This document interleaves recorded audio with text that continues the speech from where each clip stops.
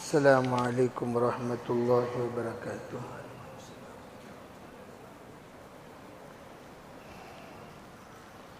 الحمد للہ نحمده ونستعینه ونستغفره ونؤمن به ونتوکل علیہ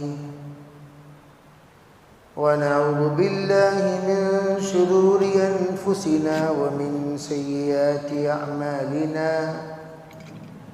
من يهده الله فلا مضل له ومن يضلله فلا هادي له ونشهد أن لا إله إلا الله وحده لا شريك له ونشهد أن سيدنا وسندنا ونبينا ومولانا محمدا عبده ورسوله صلى الله عليه وعلى آله وأصحابه صلى الله عليه وعلى آله وأصحابه صلى الله عليه وعلى آله وأصحابه وبارك وسلم تسليما كثيرا كثيرا أما بعد فأعوذ بالله من الشيطان الرجيم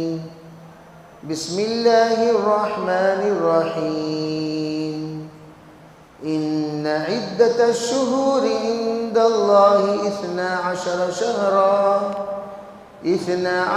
شهرا في كتاب الله يوم خلق السماوات والأرض وقال النبي صلى الله عليه وسلم لا تسبوا الدهر وأنا الدهر كله أقلب الليل والنهار اللهم أيدنا بتأييدك اللهم أيدنا بتأييدك اللهم أيدنا بتأييدك يا رب العالمين۔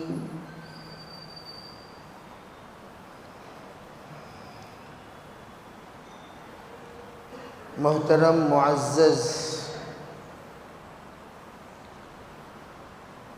حضرات علماء کرام، بزرگان دین،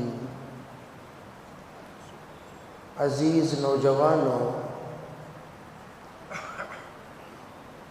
اللہ تعالیٰ نے اپنے فضل سے، اپنے کرم سے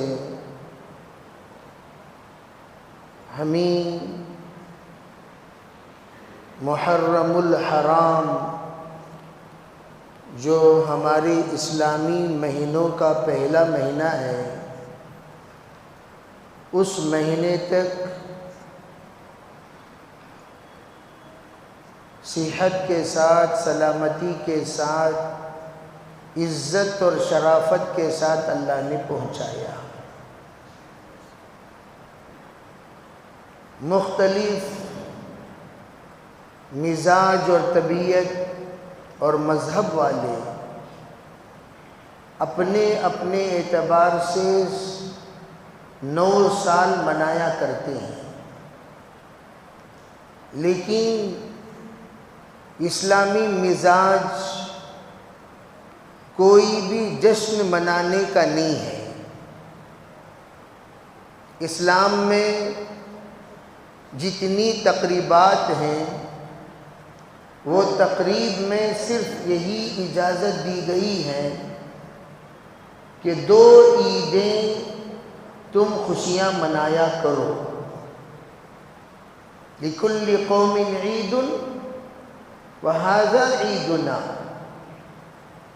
آپ نے فرمایا بھئی ہر قوم کے لیے عید ہے اور ہمارے لیے یہ عید ہے۔ آپ نے فرمایا العید عیدان، عید تو 2 ہی ہیں، ایک عید الفطر ہے، ایک عید الاضحیٰ ہے۔ اور آپ نے جیسے خوشیوں میں پابندی لگائی، ویسے غم میں بھی پابندی ہے۔ غم آپ نے فرمایا نہى النبی صلی اللہ علیہ وسلم عن ضرب الخدو وشق الجیوب ودعا بدعوی الجاہلیہ. آپ نے منع کیا، آپ نے منع کیا گال مار کر رونے سے، گال مار کر رونا، گریبان پھاڑ کر رونا، اور زمانے جاہلیت کی طرح واویلا مچانا، شور مچانا، مرثیہ پڑھنا آپ نے منع کیا. تو گویا آپ علیہ السلام نے خوشی میں بھی ہمیں پابند بنائی، بے لمیٹڈ خوشی ہے، اور رونے میں بھی، غم منانے میں آپ نے کہا کہ اگر کسی کے گھر میں کسی کا انتقال ہو جائے 3 دن تک سوگ منا سکتے ہو، اس سے زیادہ نہیں. اس سے زیادہ اگر کسی کا شوہر انتقال ہو جائے اس کے لیے 4 ماہ 10 دن سوگ منانے کی اجازت ہے. 4 اشہر و عشرہ قرآن کا حکم ہے. اگر اس کے علاوہ کوئی انتقال ہو تو ان پر آپ 3 دن سوگ منا سکتے ہیں، اس سے زیادہ نہیں.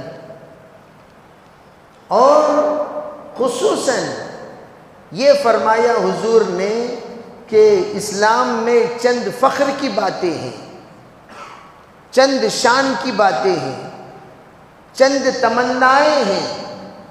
وہ تمنائیں کرنے میں بندہ کسی طرح کی کسر نہیں کرنی چاہیے، وہ تمنائیں بندے کو کرنا چاہیے.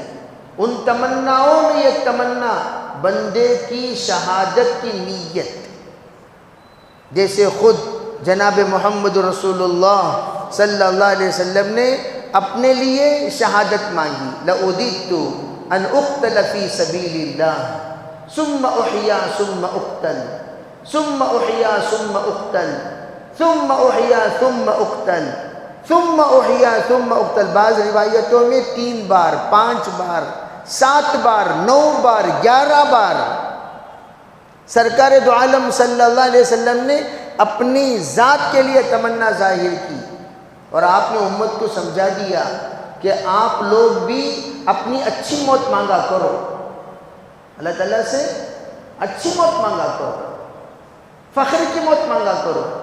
ایسی موت مانگو جس موت پر لوگ فخر کریں، میرے والد کی ایسی موت آئی، میرے دادا کی ایسی موت ہوئی. وہ موت پر اصل جشن ہے خود میت کے لیے. اسی لیے کہا تمام عیدیں عارضی عیدیں ہیں. حقیقی عید وہ جس وقت فرشتے اللہ سے خوشخبری لا کر سنائیں گے. 500 خوشخبریاں، ایک نہیں 2 نہیں، جس کو قرآن نے خود نقل کیا. ان الذین قالوا ربنا اللہ ثم استقاموا تتنزل علیہم الملائکہ الا تخافوا ولا تحزنوا وابشروا بالجنۃ التی کنتم توعدون. اللہ تعالی وہ بندہ جو اپنی ذات کو رب ذوالجلال کے تابع بنا کر جیا اور ربنا اللہ کہتا رہا. یعنی کیا مطلب؟ ارے کون پالے گا، کون پالے گا، کون پالے گا، کون پالے گا؟ بے اللہ پالے گا، اللہ پالے گا. جیسے آج بھی بعض احمقوں کو دیکھا گیا، احمق وہ بچی کے پیدائش پر لوگوں کو اطلاع ہی نہیں دیتے. لڑکا ہوا پورے خاندان میں ڈنڈورا، لڑکی ہوئی تو بات چھپا دیتے ہیں. کیا بھئی خوشخبری کیا ہوئی، خوشخبری کیا ہوئی؟ وہ لوگ بتانے کو تیار نہیں. کیوں؟ لڑکی ہوئی. لا حول ولا قوہ. یہ کیسا مزاج ہے بھئی؟ یہ تو زمانے جاہلیت کا مزاج ہے، اور آج ہمارے لوگوں میں پائی جاتی ہے. لڑکا پیدا ہونے پر خوب مٹھائیاں تقسیم کرو، لڑکے کے پیدا ہونے پر خوب عقیقہ زوردار کرو. لڑکی پیدا ہوئی اطلاع بھی نہیں، اطلاع بھی نہیں. چہرہ ان کا مکمل طور پر اداس ہو جاتا ہے، چہرے پر سیاہی چھا جاتی ہے. جس طریقے سے زمانے جاہلیت میں چہرہ چھپا کر پھرا کرتے تھے لڑکی کے پیدائش پر، آج وہی مزاج لوگوں کا بن گیا۔ اور میں تو اس وقت عالم میں حالات کا جائزہ لینے کے بعد آپ حضرات کو سامنے یہ بات تجربے کے طور پر آپ بھی اس بات کو تصدیق کریں گے کہ جتنی لڑکیاں والے ہیں وہی ماں باپ عزت سے ہیں، جتنے لڑکیاں لڑکے والے ہیں، جن کے گھروں میں 4 لڑکے، جن کے گھروں میں 5 لڑکے، پورے لڑکے، ماں باپ کو پناہ دینے والا ان میں سے کوئی نہیں۔ آپ اٹھا کر جائزہ دیکھیں، الا ماشاء اللہ خص عنہ البعض، بعض لوگوں کی استثناء وہ تو ہم کرتے ہی ہیں، لیکن آپ دیکھ لیں لڑکیاں جتنے اپنے والدین کو پناہ دے رہی ہیں، لڑکے بھائی لڑکا تو چاہتا ہے پناہ دینا، لیکن لڑکے کے ساتھ جو لگی ہوئی ہے، لڑکے کے ساتھ جو لگی ہوئی ہے ہم زلف، اس کے ساڑھوؤں سے بھی پوچھ لیجئے، وہ تو چاہتے ہیں رکھنا، لیکن ان کی بہنیں، ان کی بیویاں نہیں چاہتی آپس میں، نہیں بھئی ہمارے گھر کو آئے تو میں ایسا بولتا ہوں، تمہارے گھر کو آئے تو تم ایسا بولو۔ سب سے زیادہ، اور یہ بات یاد رکھو، اپنے والدین کی جتنا تم احترام کرو گے تمہارے بچے تمہارے اتنا ہی احترام کریں گے۔ اللہ کسی گناہ کی سزا اتنے جلد نہیں دیتا جو والدین کی نافرمانی کی سزا اللہ دیتا ہے۔ جتنی جلدی والدین کے نافرمانوں کی سزا اللہ دیتا ہے، کسی گناہ کی سزا اللہ اتنا جلد نہیں دیتا۔ اللہ دنیا میں رہتے ہوئے سکھا دیتا ہے، تو نے تیری ماں کے ساتھ ایسا کیا، تو نے تیرے باپ کے ساتھ ایسا کیا، تیرے ساتھ امیڈیٹ فوراً تیرا بیٹا اور تیری بیٹی کیا کرتے ہیں دیکھ لو۔ اگر کوئی کہتا ہے نہیں ہمارے گھر میں بیٹا ایسا، ہمارے گھر میں بیٹی ایسی، جناب والا آپ کے کیے ہوئے اعمال کا یہ بدلہ ہے۔ اپنے ماں باپ کے ساتھ تم نے کیسے سلوک کیا، اسی طرح کا سلوک تمہاری اولاد تمہارے ساتھ کرے گی، بلکہ اس سے بدتر۔ اس لیے یہ تمنا چھوڑ دو، نیک صالح اولاد مانگو، لڑکا ہو یا اللہ نیک صالح دے، لڑکی ہو نیک صالح دے، نیک صالح مانگا کرو۔ اللہ تعالیٰ اگر اولاد کو نیک صالح بنا دیا، زندگی میں وہ سکون کے سبب بن جائیں گے، راحت کا سبب بنیں گے، عافیت کا سبب بنیں گے، عزت کا سبب بنیں گے، شان کا سبب بنیں گے۔ الغرض میں یہ عرض کر رہا تھا کہ لوگوں کا ایک مزاج، وہ کیا کہ منحوس سمجھنا، کوئی لڑکی کوئی عورت پیدر پہ لڑکیوں کو جنم دے رہی ہے تو اسے منحوس سمجھتے ہیں، کوئی شادی ہوئی اور گھر میں کسی کا انتقال ہو گیا فوراً منحوس سمجھتے ہیں۔ یہ منحوس شوم کہا جاتا ہے، شوم۔ آپ نے فرمایا کہ یہ دماغ سے نکال دو، نحوست کسی میں نہیں، نہ اوقات میں نہ ایام میں۔ جیسے محرم میں شادی کرنے کو لوگ جرم سمجھتے ہیں، جرم سمجھتے ہیں۔ حضرت فاطمہ الزہرا کا نکاح کب ہوا؟ خود نبی اکرم صلی اللہ علیہ وسلم نے کتنے نکاح محرم میں کیے؟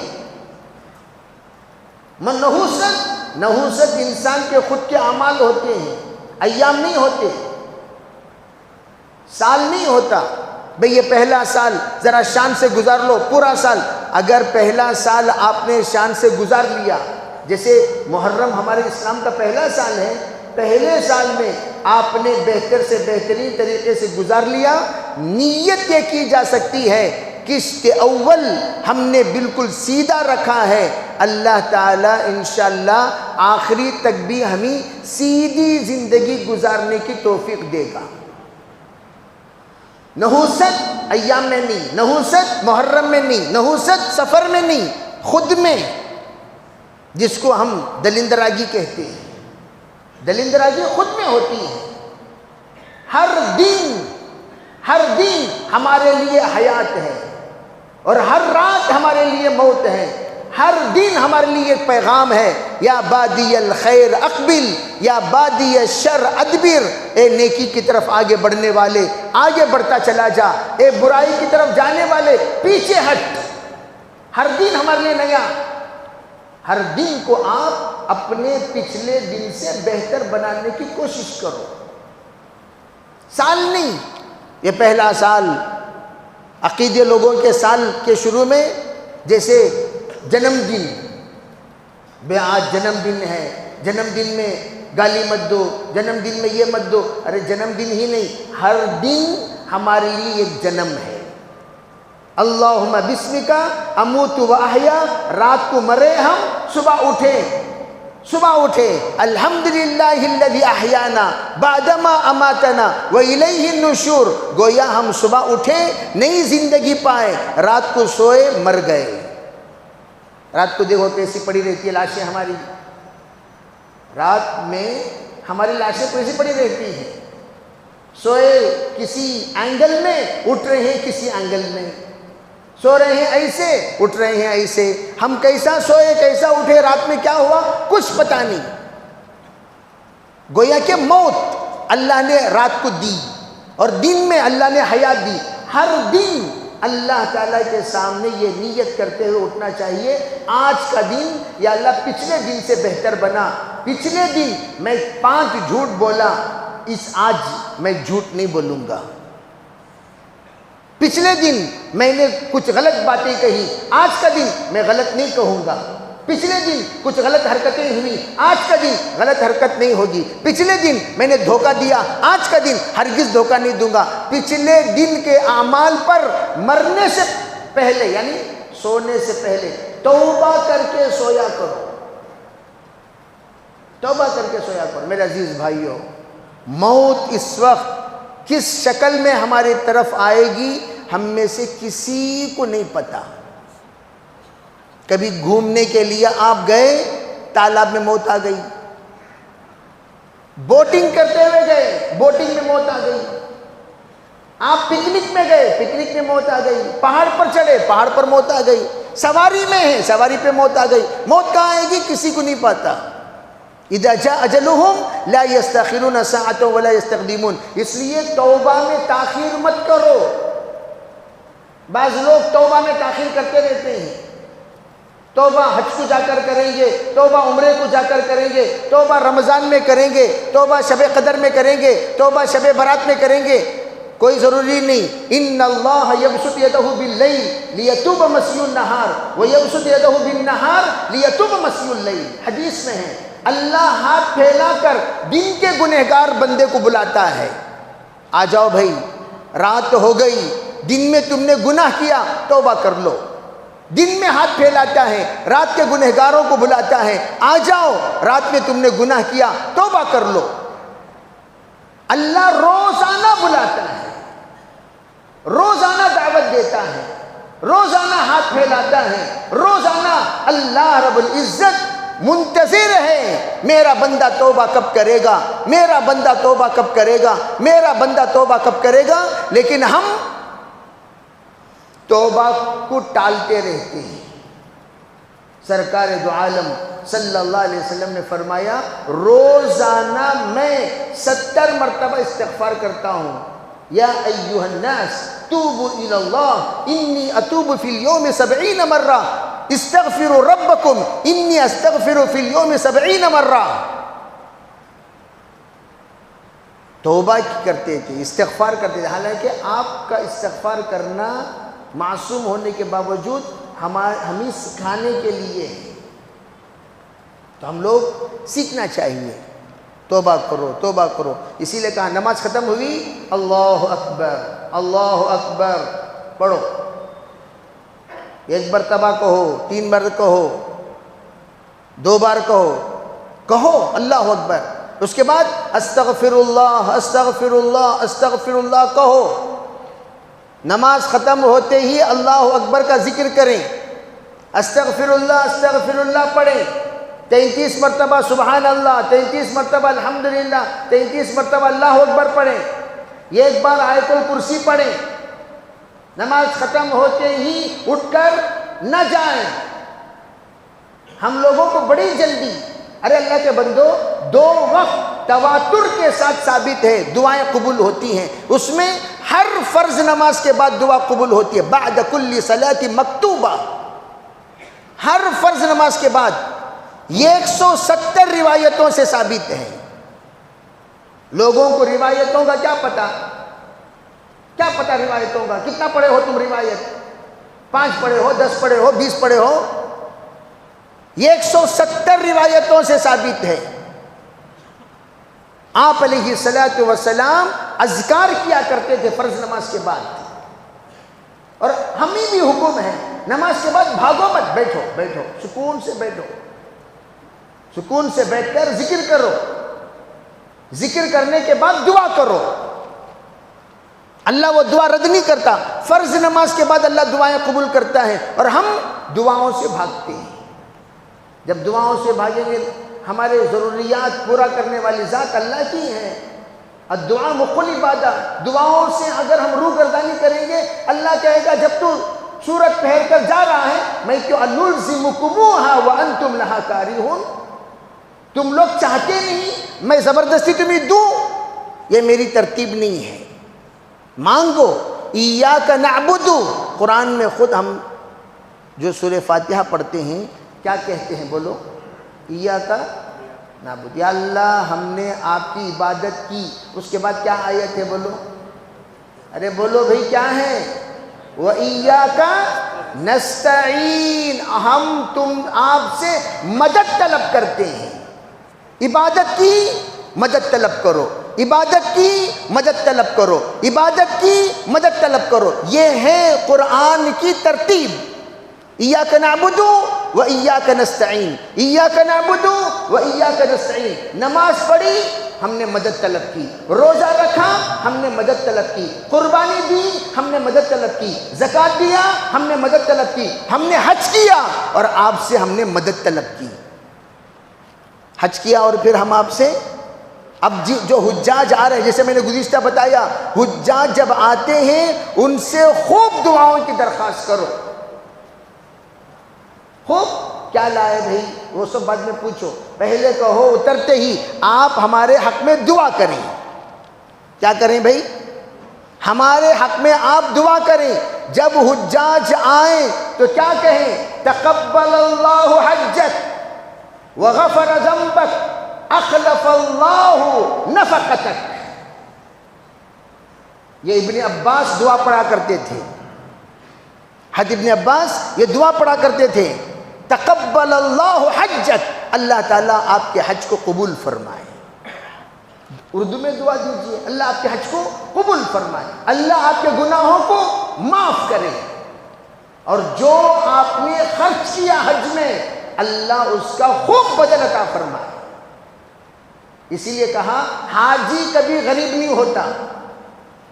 حاجی کبھی غریب نہیں ہوتا. کیا مطلب؟ اللہ حج میں جتنا بندہ خرچ کرتا ہے، حج تو اللہ کا راستہ ہے، بندہ جتنا خرچ کرتا ہے اتنا اللہ تعالیٰ حاجی کو اس کا بدلہ دیتا ہے. تو ہم دعا کریں تقبل اللہ حجک، اللہ آپ کے حج کو قبول فرمائے. تو دعائیں کرنے کے دعائیں ان سے کہیں آپ ہمارے حق میں دعا کریں، آپ ہمارے حق میں دعا کریں. آپ ہمارے حجاج کو چاہیے جہاں جہاں حاجی جائے ان سے کہیں آپ ذرا دعا کرو بھائی، آپ ذرا دعا کرو، آپ ذرا دعا کرو. دعوتاں بعد میں، پہلے دعا بعد میں دعوت. دعوت کرنا چاہتے ہیں آپ حجاج کرام کو تو پہلے حاجیوں سے ملنے کے لیے آپ گئے، کہا ذرا دعا کرو بھائی ہمارے حق میں. دعائیں کریں.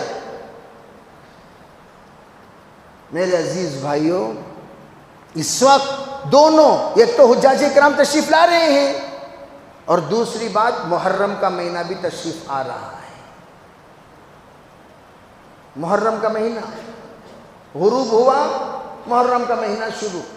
چاند دیکھ کر اطلاع دے دی جائے گی محرم شروع. اور محرم کا مہینہ بہت تعظیم کے قابل والا مہینہ ہے. شہر اللہ المحرم کہا، اللہ کا مہینہ ہے، رسول اللہ کا مہینہ. شعبان کا مہینہ حضور کا مہینہ کہا، رمضان کا مہینہ اللہ کا مہینہ کہا. اس وقت وہ کیسے؟ کہا شعبان میں حضور کی سنت پر عمل کرو، رمضان میں اللہ کے حکم پر عمل کرو۔ اسی طرح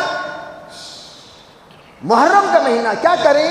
محرم کے مہینے میں اللہ کے حکم پر عمل کرو، کوئی منحوس نہیں۔ اور بعض علماء نے لکھا تمام روزوں میں افضل روزہ سرکار دو عالم صلی اللہ علیہ وسلم رمضان المبارک کا روزہ بتایا۔ سب اعمال میں افضل اعمال رمضان مبارک میں، سب صدقوں میں افضل صدقہ رمضان مبارک کا، تمام ذکروں میں افضل ذکر رمضان مبارک، تمام تلاوتوں میں افضل تلاوت رمضان مبارک، اس میں کوئی شک نہیں۔ اور نمبر 2 پر محرم کے مہینے کا ذکر فرمایا۔ محرم کے مہینے کے صدقہ، محرم کے مہینے کے اعمال، محرم کے مہینے کے روزے، محرم کے مہینے کی نمازیں، محرم کے مہینے کے اذکار، محرم کے مہینے کی تلاوتیں، یہ سب سے زیادہ نمبر 2 پر افضل ہیں۔ اسی لیے کہا اللہ نے زمین کا انتخاب کیا، پہلے آسمان، فرشتوں میں اللہ نے منتخب کیا کس کو؟ 4 قسم کے فرشتوں کو۔ ایک حاملین عرش، نمبر 2 اولو العزم من الملائکہ یعنی 4 بڑے فرشتے، نمبر 3 کرامن کاتبین، نمبر 4 منکر نکیر۔ پھر اس کے بعد اللہ نے چند ایسے فرشتوں کو منتخب کیا جو ان الاصطفى من الملائکۃ رسل، اللہ کے پیغام کو پہنچانے والے۔ اسی طرح انسانوں کو اللہ نے پیدا کیا اور اس میں بھی اللہ نے رسولوں کو منتخب کیا، یہ ان میں افضل کہلائے جاتے ہیں۔ زمین کو اللہ نے پیدا کیا اور اس میں اللہ نے مسجدوں کے لیے زمین اللہ نے منتخب کیا۔ عجیب بات، تاریخ کعبہ میں ایک واقعہ نقل کرتے ہوئے حضرت نے فرمایا کہ جس وقت تعمیر کعبہ سے فارغ ہو گئے تو پوچھا کہ اے اللہ بہت سارے پتھر یہ باقی رہ گئے ہیں، بچ گئے ہیں، ان پتھروں کو کیا کروں؟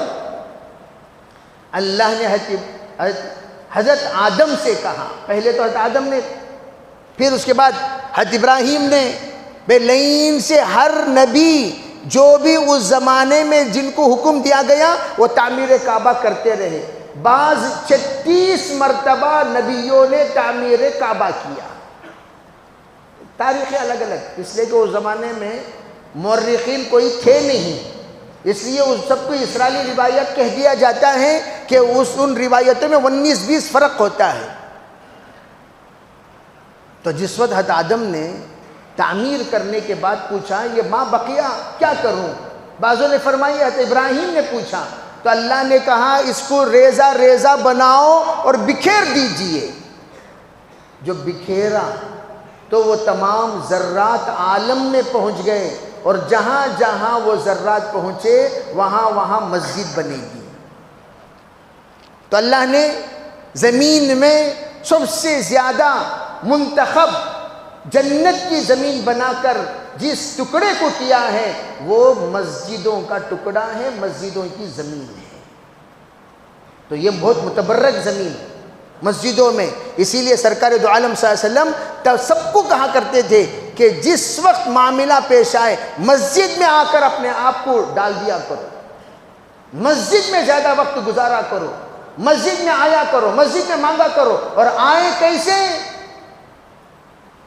مسجد کو آؤ، خذو زینتکم عند کل مسجد، ڈھنگ کے کپڑے پہن کر آؤ، مسجد میں بے ڈھنگا مت آیا کرو، مسجد میں بے ادبی کے ساتھ مت آیا کرو، مسجد میں ایسی لباس پہن کر مت آیا کرو جس لباس پہن کر آپ شرفاء کی محفل میں جانے سے کتراتے ہیں، شرفاء کی محفل میں جانے سے شرماتے ہیں۔ ایسے لباس پہن کر مسجد میں مت آیا کرو، مسجد میں ایسے لباس پہن کر آیا کرو جس لباس کے پہننے سے آپ کو اپنے پبلک میں، اپنے رشتہ داروں میں، اپنے متعلقین میں عزت ملے، احترام ملے. تو الغرض تو اللہ نے منتخب کیا. اسی طرح دنوں میں اللہ نے جمعے کا انتخاب کیا. اسی طرح مہینوں میں اللہ نے 4 محرم، ذی قعدہ، ذی الحجہ اور اس سے پہلے رجب، ان 4 مہینوں کو اللہ تعالیٰ نے منتخب کیا. یہ 4 مہینے محترم مہینے ہیں. اس میں کیا کریں؟ فرمایا تم آپس میں ظلم مت کرو. توجہ چاہتا ہوں میں قرآن پاک کی اس آیت کی طرف. تم اپنے آپ پر ظلم مت کرو. اب ظلم کسے کہتے ہیں؟ ظلم کہتے ہیں زیادتی کو. ظلم کہتے ہیں زیادتی کو. زیادتی کے معنی کیا؟ یعنی حد سے زیادہ اپنے آپ پر ظلم کرنا، یعنی اپنی طاقت سے بڑھ کر اپنے آپ کو پریشان کرنا. جیسے کہ بھئی ہم اپنے آپ کو پریشان کر دیے. پریشان کرنے کا حکم ہی نہیں ہے، پریشان کرنے کی اجازت ہی نہیں ہے، پریشان ہم نے کیا. تو اللہ نے جس وقت اس کے سلسلے میں بیان کرتے ہوئے کہا، دیکھو قرآن پاک میں کتنے باریک اشارے ہیں. اسی لیے میں یہ آیت ان عدت الشہور عند اللہ 12 شہرا فی کتاب اللہ، اللہ کی کتاب میں جو مہینے کی گنتی اللہ نے طے فرمائی وہ 12 مہینے ہیں. 12 مہینے ہیں. اور ان میں کب سے یہ 12 مہینے ہیں؟ کون سے زمانے سے ہیں؟ فرمایا یوم خلق السماوات والارض، جب سے اللہ نے آسمان و زمین کو پیدا کیا اسی وقت سے 12 ہی مہینے ہیں. 12 مہینے 7 دن، 12 مہینے 7 دن، یہ اسی وقت سے ہیں. یہ کوئی کریٹر نہیں ہے، کریٹر کا بنایا ہوا ہے.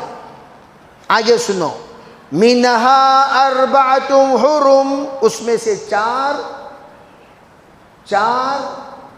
محترم مہینے ہیں جس میں لڑنا نہیں، چوری نہیں کرنا، ایک دوسرے کو نہیں ستانا، ایک دوسرے کو پریشان نہیں کرنا، جنگ نہیں کرنا.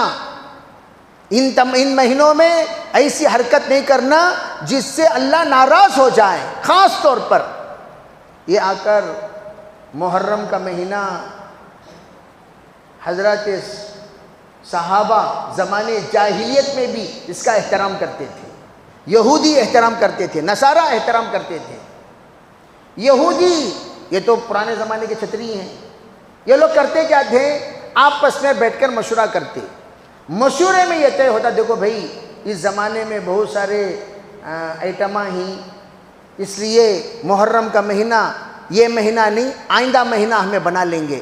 انہوں اپنی ترتیب سے، جیسے مثال کے طور پر محرم کا مہینہ، یہ مہینہ اگر قابل احترام آ گیا اور یہ مہینے میں ان کو کام ہے تو یہ کیا کرتے تھے؟ سفر کے مہینے کو ہم لوگ محرم کا مہینہ بنا لیتے ہیں.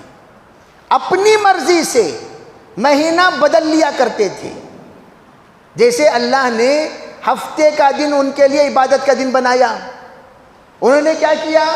ہفتے کے دن مچھلی پکڑنے کا دن بنا لیا. انہوں نے اپنا دن بدل لیا، عبادت کا دن. کیوں؟ ہفتے کا دن مصروفیت کا دن ہے، مچھلی پکڑنے سے اللہ نے منع کیا، اس لیے انہوں نے تعویل نکالی رات کو جمعے کے دن جال بچھا دیا کریں گے، اتوار کے دن جال نکال لیا کریں گے، گویا ہفتے کے دن نہیں پکڑیں گے. ارے بھئی اللہ کے بندو، جال بچھانا ہی تو مچھلی پکڑنا ہے. یہ اللہ تعالیٰ نے ایمان والوں سے بھی کہا تم اس طرح کی حرکتیں مت کرو. اللہ نے اگر کسی کو حرام قرار دیا اسے تم بھی محترم سمجھو، اس کی احترام میں کوئی خلل واقع نہ ہو، اس طرح کی آپ اپنی زندگی گزارو. آگے فرمایا ذالک الدین القیم.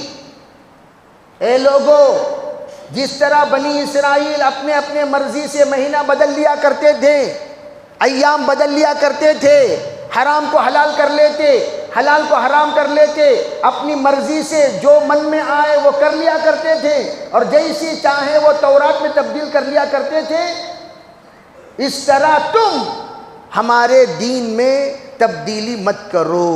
ذالک الدین القیم، یہ دین مضبوط، اس میں کسی طرح کی ترمیم نہیں ہونی چاہیے۔ فرمایا آگے فلا تظلموا فیہن انفسکم، یہ ہے محل شاہد جو تمہارے سامنے میں بیان کرنا چاہتا ہوں۔ تم اپنی ذات پر ظلم مت کرو، تم اپنی ذات پر ظلم مت کرو۔ عجیب بات، اللہ عالم الغیب والشہادہ، عالم الغیب والشہادہ، اللہ ہر زمانے کو جاننے والا پروردگار اور ہر حال کو جاننے والا رب، اس نے کیا کہا؟ تم اپنے اوپر ظلم مت کرو۔ اب عجیب سوال مفسرین نے یہ قائم کیا، یہاں پر اشہر حرم کا ذکر کرتے ہوئے ظلم مت کرو اللہ کیوں کہہ رہا ہے؟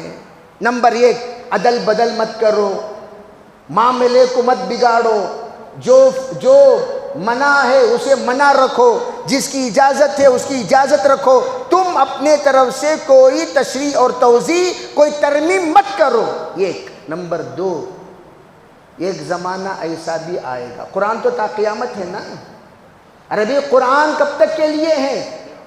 قیامت تک کے لیے ہے، تو گویا قیامت تک آنے والے تمام حالات کا حل قرآن بتائے گا۔ توجہ، قیامت تک آنے والے تمام مسائل کا حل قرآن بتائے گا۔ چنانچہ قرآن نے کیا کہا؟ فَلَا تَظْلِمُوا فِيهِنَّ أَنفُسَكُمْ، تم اپنی ذات پر ظلم نہ کرنا۔ ظلم کہتے ہیں زیادتی کو۔ گویا اگر آپ نے اپنے ہاتھ کو کاٹا، یہ ہاتھ دیا کس نے؟ ارے بولو بھئی، یہ ہاتھ کس نے دیا؟ اللہ نے دیا۔ اللہ کی دی ہوئی امانت میں خیانت کرنا ظلم ہے، کاٹنے کی اجازت نہیں ہے۔ یہ ہاتھ اللہ کا ہے، اس اللہ کا دیا ہوا ہاتھ ایک رتی برابر بھی آپ نقشہ بنا رہے ہیں۔ نقشہ کس کا؟ تمہارے چچا کا دیا ہوا ہاتھ ہے یہ۔ چہرہ کس کا ہے؟ بدن کس کا ہے؟ پیر کس کا ہے؟ انگلیاں کس کی ہیں؟ سب اللہ کا دیا ہوا۔ علماء نے فرمایا لعن اللہ الواشمہ والمستوشمہ والنامسہ والمتنمسہ، اللہ کے رسول نے لعنت فرمائی ایسے مرد اور عورت پر جو لوگ اپنے بدن میں قدواتے ہیں، نقشہ بناتے ہیں۔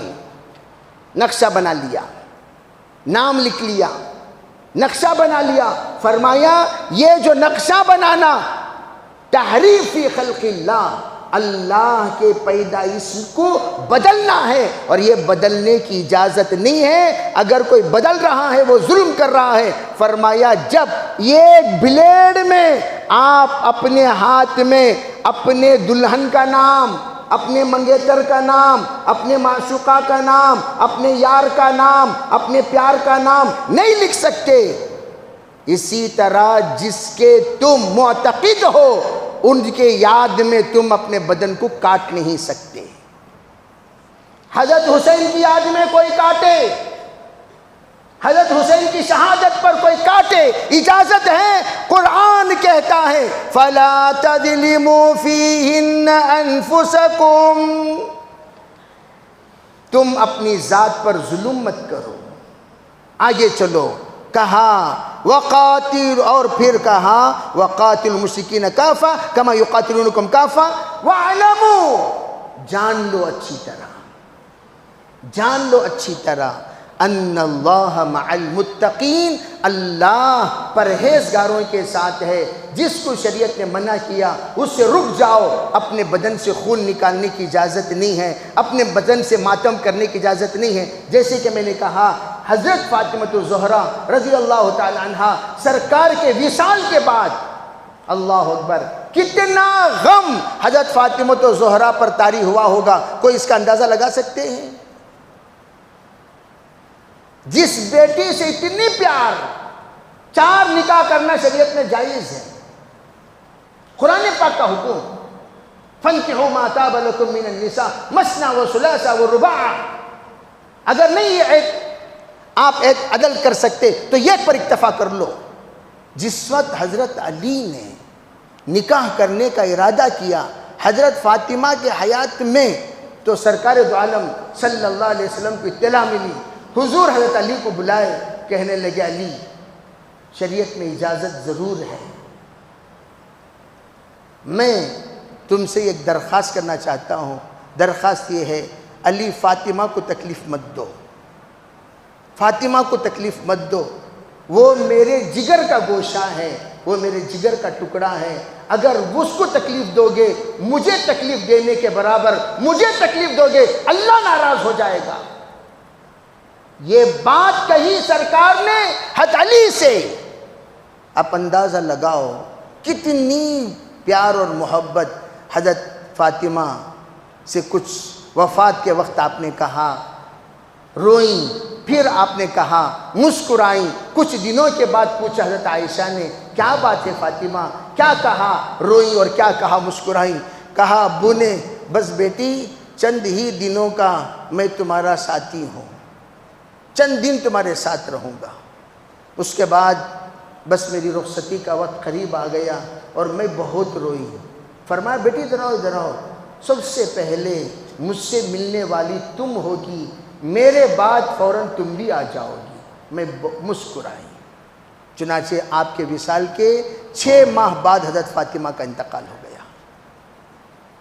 میں یہ عرض کرنا چاہتا ہوں کہ حضرت فاطمہ تو زہرا رضی اللہ تعالی عنہ سرکار کے وصال پر کتنا ماتم منائیں۔ 3 دن کے بعد باہر نکلتی ہیں، لوگوں نے تاک کر دیکھا ہے فاطمہ کو، ارے 3 دن بعد نکل رہی ہیں، کیا بات ہے کیا بات ہے؟ اس زمانے میں تو لوگ مہینہ مہینہ اپنے حجرے میں بند ہو جایا کرتے تھے، اور یہ اپنے باپ کے انتقال کے 3 دن بعد نکل گئی۔ جب تاکنے لگے تو کہنے لگی حضرت فاطمہ یہ میری طبیعت ہے، جی تو چاہتا ہے کہ میں یہیں پر دفن ہو جاؤں، یہ میرے باپ کی شریعت ہے، شریعت کا حکم یہ ہے 3 دن بعد سوگ منانے کی اجازت نہیں ہے، میں اس لیے نکل رہی ہوں تاکہ لوگوں کو پتہ چل جائے طبیعت سے بڑھ کر شریعت ہے، طبیعت سے بڑھ کر شریعت۔ تمہاری طبیعت ماتم منانے کو کہے لیکن شریعت جب منع کرے تمہیں چاہیے کہ تم رک جائے، ماتم وہ کرے جو منکر ہو حیات شہداء کے، ہم زندہ جاوید کا ماتم منایا نہیں کرتے۔ وآخر الدعوان الحمدللہ رب العالمین۔